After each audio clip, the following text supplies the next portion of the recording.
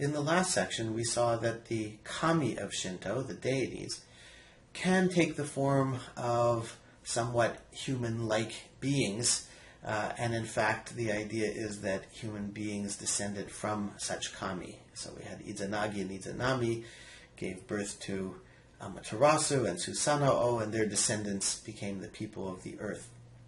Of course, the idea was that the clan leaders continued to possess a higher amount of that pure kami kind of energy, spirit, tama, that allowed them to be powerful in the political realm. But all kinds of beings and objects might possess this kind of highly concentrated energy. So we have a definition here, a very famous one by one of the most famous scholars of the 18th century, Motoori Norinaga, who says, the spirits that abide in and are worshipped at the shrines are, that's what we mean by the word kami. In principle, human beings, birds, animals, trees, plants, mountains, oceans, all may be kami. So this ties in with the idea of kannagara that we saw. If you read the very first bit of writing at the top of this page, it talks about kannagara, living in harmony with the way of the kami. There's a sense that the natural world is full of this kind of spiritual energy that's housed in a variety of different forms. It could be human, it could be birds and animals. But some are more concentrated energy. And that, whenever that occurs, it's worthy of being called kami and worthy of a kind of veneration. Why we venerate the kami will become clear in the final mini lecture in this larger lecture, and I'll get to that soon. But for now, let's just look at some examples of what this kind of fabulous kami energy looks like in practice, where the Japanese people have historically recognized this presence of kami. We see here the best tree that I've ever seen in my entire life. It's worth noting that this is on the grounds of a Buddhist temple.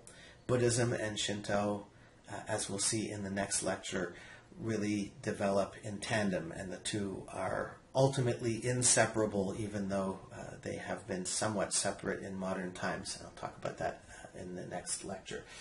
So you could just see that the idea of the kind of spirit that gives life to this tree is giving it this fabulous form. It is surrounded by an enormous shimenawa, a rice straw rope. We saw that in the myth of Amaterasu in the cave, where when she comes out of the cave, they seal it up with a straw rope. And so this shimenawa symbolizes the presence of a sacred spirit, kami, but also keeping out evil forces that might come in and make the place impure. Here's another good example, the wedded rocks. And they are located not far from the shrine at Ise, which we'll talk about in the next lecture as well. That's the shrine that is dedicated primarily to Amaterasu, the sun goddess, the one associated with the imperial clan. And this is her parents, Izanagi and Izanami, who we also read about in the myth. They're wedded together, and they have connection with the Shimenawa, and there is a torii gate at the top. We'll talk more about that, but whenever you see a gate like this, you know that that particular place is associated with Shinto, even if it's in the middle of a Buddhist temple. Next, we can see the tallest and most famous mountain in Japan. I'm sure most of you recognize Mount Fuji, and this has been venerated from as far back as we have any indication of anything in Japan. And the way that one would typically worship at Mount Fuji is to climb it. July and August are really the only times one can easily climb it. The weather doesn't really agree in other times of the year. So people mostly will go in those 2 months, climb up near the top, stay in a kind of hostel, and then wake up before dawn, go to the top of the volcanic mountain, and it still has a crater up there, and then they will worship Amaterasu as she rises over the mountain. But mountains in general are places of worship, and we saw in the first mini lecture how the idea of a mountain and its relation to the plains where the people are farming rice has always been important. So mountains play a very important role in Japanese religion. Finally, we have Waterfall. For reasons that will be clear in the next mini lecture, Shinto focuses on purification, and so water is very central. This is Nachi. It is one of the three major sites associated with the Kumano Sanzan, the three mountains of Kumano, and one of the oldest and most revered sites in Japan as well. You can see at the top there is Shimanawa, and these things hanging off of it are called shide. They're also protective talismanic things.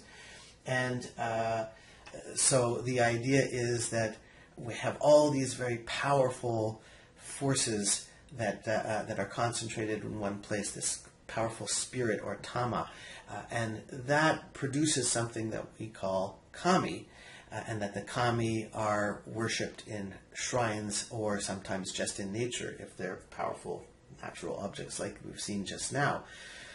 So the sense of Kanagata is that it is natural for us to live in harmony with these powerful spirits of nature as well as the lesser spirits of nature. And we ourselves are made of the same kind of spiritual energy. And this energy is fundamentally good. There's not the same kind of problem of evil in the Shinto tradition. And I'm going to talk more about that in the next section. But the assumption here is that we're basically good, but somehow we sometimes are made impure. And so the idea is that we want to be purified so that we can continue to live in harmony with nature. So I'm going to talk about that in a minute. But in the meantime, take a look at these pictures, read the captions below, and think about the significance of nature in Shinto.